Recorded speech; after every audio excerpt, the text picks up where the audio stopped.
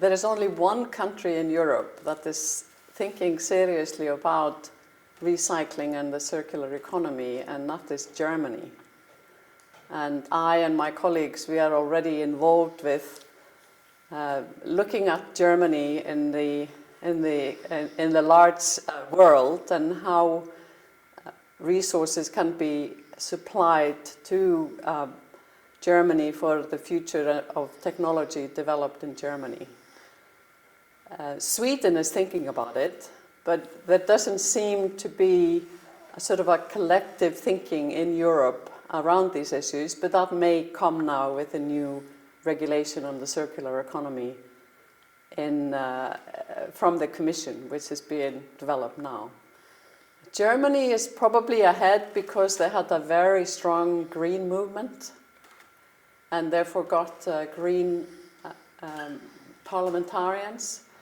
They also started very soon on starting to change their energy production, and are now leading in the use of solar energy, for example. And they have a policy which they call Energiewende, or turnaround for energy.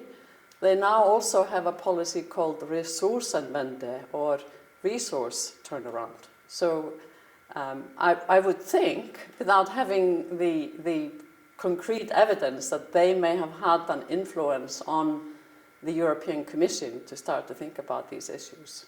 Yes, so recycling is much more effective in Northern and Western Europe, and I think all European countries need to start to think about these issues seriously and have very effective collection of old technology when the equipment is obsolete, and make sure it goes into a recycling process, and then perhaps several countries can unify to develop recycling facilities for different components. That is something that the European Commission needs to support in terms of innovation and technology development. Well, it is very important that the general public becomes, what could I say, so knowledgeable about materials. So that throughout education we learn what materials are used to make the gadgets that we use, and why they are so valuable, and where they come from, and how we need to handle for example, our old phones, because many people get a new telephone, every year or every second year, and their old phones go into a drawer. Maybe we need to make sure that people know that when they buy a new phone, they need to return the old phone. And the companies who make the phones and sell the phones should collect them and make sure that they go for effective recycling. And that should be the case for all of the equipment that we buy in the market and use. Well, it is very easy to, when you buy a product, you usually get a little booklet that tells you how to use it.